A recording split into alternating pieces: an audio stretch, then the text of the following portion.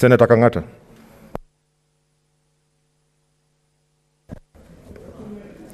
Thank you, Mr. Speaker. Mr. Speaker, I'm only opposing this motion for only one reason, not two, which is, once we pass this motion or this amendment, Mandera County is going to lose today 245 million. Kwale County is going to lose today 177 million. Wajir County is going to lose 175 million today, not tomorrow, not next year. Marsabit County is going to lose 156 million, not tomorrow, today. Kilifi County, Kilifi, my brothers in Coast, you are going to lose today 153 million. Mombasa County, you are going to lose today, not tomorrow, 135 million. Where are your mask? Narok County, Mr. Speaker. Where are your mask? Narok County. Narok County is going to lose 130 million. The seconder of this motion is saying, is telling the people of Narok, I want to lose 130 million today, not tomorrow. It's not tomorrow. In Makueni County is saying, I want to lose 107 million today, not tomorrow. Murang'a County, they want to make Murang'a County to lose 15 million today, not tomorrow. I wish, by the way, you agree to my motion, which was proposed in at least 2 years. Surely, I'm sure Makueni people where you are seated, you want money to build their hospitals. Your budget is going to be disrupted. What's your point of order, Senator if this motion passes today. Order. The people of Narok, you are going to lose. Senator Kangata, it's a point of order. And let it be a point of order. Okay. Mr. Speaker, is Senator Kangata right in misleading Kenyans? Because when he's talking of losing in comparison to what, he needs to explain that. Thank you. Senator Kangata. No, Mr. Speaker. Okay, Mr. Speaker, there's another point of order. Allow me to finish. Senator. There's a habit, and you know, Fatuma Dulo, Senator, is the deputy leader of the majority. He has stood up on a point of order. She has stood up on a point of order. Now, what was the basis of that point of order? I mean, it was an argument. Yeah, it was an argument. And this is why I'm pleading. Actually, I'm pleading that we allow everybody to say what they have to say, and then we proceed. Okay. Mr. Speaker, sir. Yeah. Mr. Speaker, sir, we had so many amendments to this motion.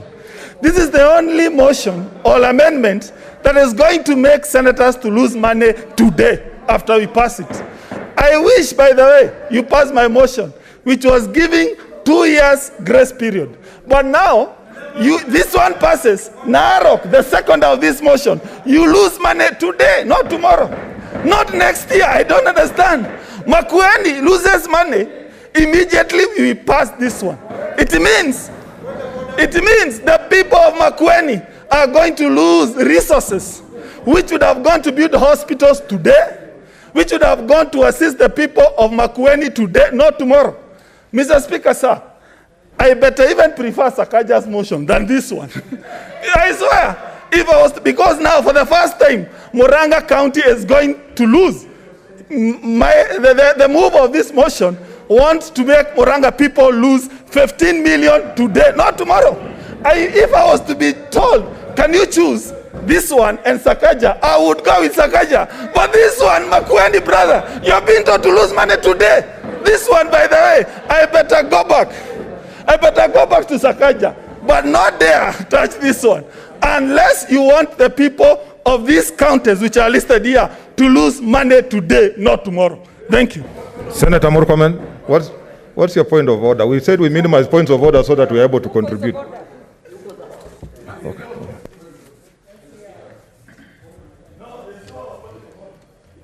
Yes, you are not on mic. No point of order. No point of order. Mr. Speaker, you know I rarely, if ever, stand on frivolous points of order. Part 17 of our standing orders are about rules of debate. I've had 3 senators now, I think Senator Kangata, Senator Cherargei, and others, shouting, when passing their point. I know it's an emotive issue, Mr. Speaker, but would you just advise members, because Mr. Speaker, many times your volume is conversely proportional to the point you're making. Order, Mr. Senator. Speaker, they're just raising emotions for no reason. We have rules of decorum. Order, Senator Sakaja. Order.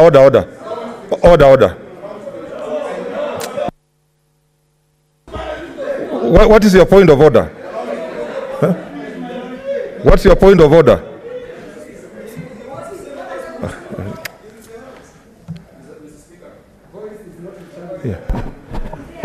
Of course, you know the point. Volume and sense don't many times go together.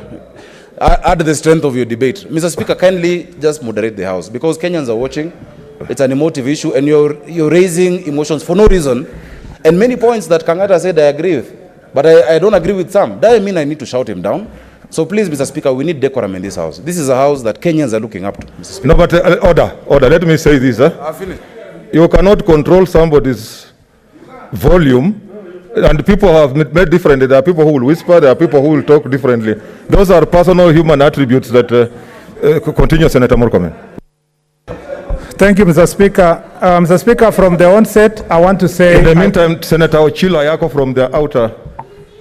Thank you, Mr. Speaker. From the onset, I want to say I support the amendment of Senator Linturi. And Mr. Speaker, my support is necessitated by the spirit of give and take, because, Mr. Speaker, the ideal position would have been to go with the amendment of Senator Sakaja as it is, but because, Mr. Speaker, some counties wanted to start earning, Mr. Speaker, a higher allocation based on the new formula, and that we needed to mitigate the losses that the other counties were getting, Mr. Speaker, I support this amendment. Mr. Speaker, the promise of developmental devolution, Mr. Speaker, in our constitution is based on equitable distribution of resources. Devolution, Mr. Speaker, was to bring the areas that were called ASAL areas, Mr. Speaker, back to the center. Devolution, Mr. Speaker, was supposed to stop this idea that when one left Lodwar, Mr. Speaker, to come to Nairobi, they usually used to say, I am leaving Lodwar to go to Kenya. Mr. Speaker, the Constitution wanted to create an environment where Wajir County, Tana River, Mr. Speaker, someone in Hola, Mr. Speaker, someone who is in Mwabingu, Mr. Speaker, in Taita Taveta, or someone, Mr. Speaker, who is taught in Elgeyo Marakwet County, would feel, Mr. Speaker, that they are part and parcel of the country called Kenya. Mr. Speaker, I wish the debate about, Mr. Speaker, allocation of resources was being done somewhere in Wajir County, or in Garissa, Mr. Speaker, or in Tana River, or somewhere, Mr. Speaker, in Samburu. Mr. Speaker, it's unfortunate that we are doing it in Nairobi, very beautiful place and its environs. And there is a reason why Nairobi has the highest population, Mr. Speaker. There is a reason why Kiambu has the highest population. There is a reason why Uasin Gishu has the highest population. There is a reason why Mombasa has a high population, Mr. Speaker. The reason being that these are areas that are greater promise because the government from colonial times invested in these areas. Mr. Speaker, the Constitution, through devolution, wanted to open up new areas of development, Mr. Speaker, so that in future the population of Isiolo will increase, Mr. Speaker, because opportunities have been created in Isiolo.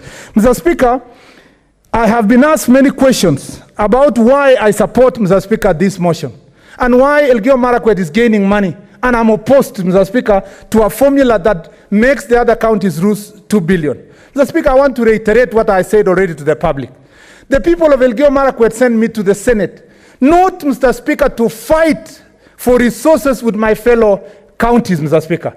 It was not so that I can go back to them and tell them, behold, I have brought you money that was meant for Tana River. I have brought you money that was meant for Taita Taveta. I have brought you money that was meant for Isiolo or Samburu, Mr. Speaker. Mr. Speaker, the primary responsibility of this House under Article 96 should be to fight for greater allocation to the county governments, Mr. Speaker, so that then the cake that goes to the county government is higher, Mr. Speaker. Mr. Speaker, there has also been this argument that has been presented that insofar as devolution is concerned, the people who are in higher population areas are the ones who raise more money. That's not true. Mr. Speaker, Mombasa County perhaps generates higher revenue to this country than, Mr. Speaker, many of the counties that are boasting of higher population. Narok County, which was supposed to lose under the Kibiru's formula and the committee formula, Mr. Speaker, almost $1 billion. Mr. Speaker, generates more money through Masai Mara, Mr. Speaker. And yet we want to sit here and say we want to deprive the people of Taita Taveta, despite the fact that Savo National Park feeds the national, Mr. Speaker, treasury a lot of resources. That's why I stand here to say, because injustice anywhere is injustice everywhere, it's my responsibility to exercise my duty as a national patriot that, Mr. Speaker, if more money have to go to Elgeyo Marakwet County, it should not be at the expense of our sister counties that are missing development. And if national government really loves Elgeyo Marakwet County, why give us 300 million and steal from us Aurora and Kimwarer Dam of 63 billion, Mr. Speaker? And Mr. Speaker, marginalize that county because the argument has always been it's a smaller county, we should not give them bigger development. If national government want to show their love for Elgeyo Marakwet County, let them implement Aurora and Kimwarer Dam. Mr. Speaker, I support.